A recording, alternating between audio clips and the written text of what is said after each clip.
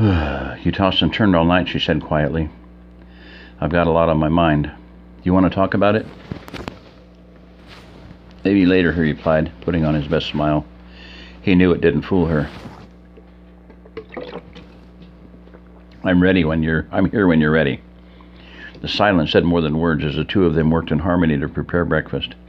Finally, Mark could stand it no more and had to find some way to break the silence, but he really didn't want to talk about what was bothering him. Speaking it out loud might make it true. Finally, he thought of something to say. What did you girls tell Susan when you pulled her off yesterday? We told her if she didn't stop objecting to every little thing we're told to do, we wouldn't follow her orders anymore. Mark's eyebrows went up. And what did she say to that?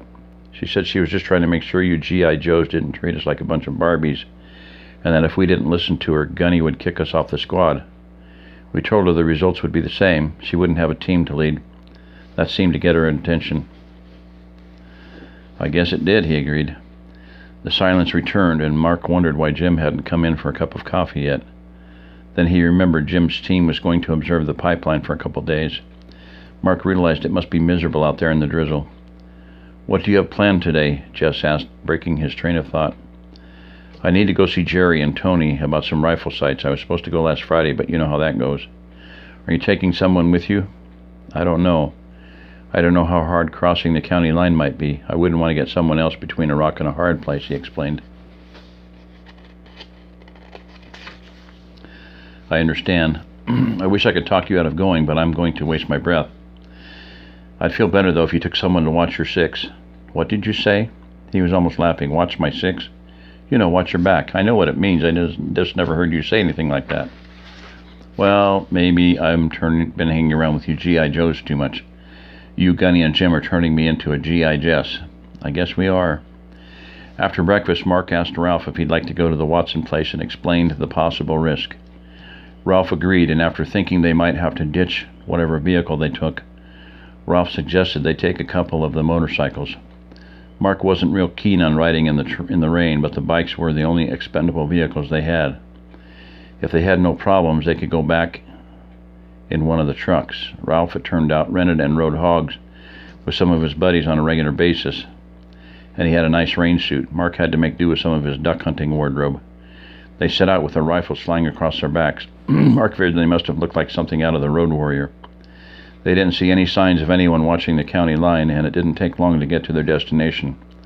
When they pulled up to the gate, Tony was on guard duty, and he let them in. Nice hogs, he said, as Mark and Ralph pushed the Harleys through the gate and around the shot-up Suburban. Tony had them push the bikes out of sight of the road, and then the three men walked to the house. I figured you guys wouldn't go to the FEMA camp, Mark stated. You got that right, Pop Watson replied. We've got everything we need right here, and we're not leaving. Some of the neighbors left the day after the president made the decree. Others are waiting for FEMA to come pick them up. But we're staying here come hell or high water. You know you're all welcome to come out to our place if you need to, Mark offered. Thanks, Jerry said, but we're pretty set on staying here. Well, the offer stands if you change your mind.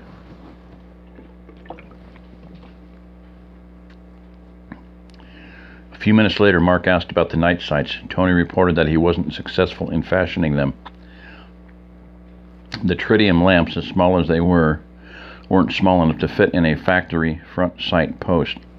He tried to make a larger front sight, but none of his equipment was intended to mill, shape, or thread such small piece of metal. Mark was disappointed. Jerry quickly spoke up and told them he might have another solution. He had some high-quality electronic sights and some mounts that went on the carry handle of an AR-15. Plus, he had a bunch of mounts for the AK-type rifles. How many AR mounts do you have? Mark asked. 8. And how many scopes? About 15, and I have extra batteries for them, too. I counted the mounts because I knew I didn't have a bunch of them, but if any of your ARs have the removable carry handle, we can mount a scope right to the receiver, Jerry informed him. The bad part is that it's quite a bit more expensive than if Tony had been able to make night sights. I don't think we'd ever be able to use the tractor enough to trade for them. How much are we looking at if we took all of the handle mounts plus 5 AK mounts, 15 scopes, and as many extra batteries as you can spare? Jerry looked up at the ceiling for a minute. That would come to, let's see, call it $220 in pre-65 silver. Mark had always been impressed with Jerry's ability to calculate numbers. Mark knew he didn't have that much silver. He did some quick figuring on his own. How many days do you think you'll need the tractor, Dad?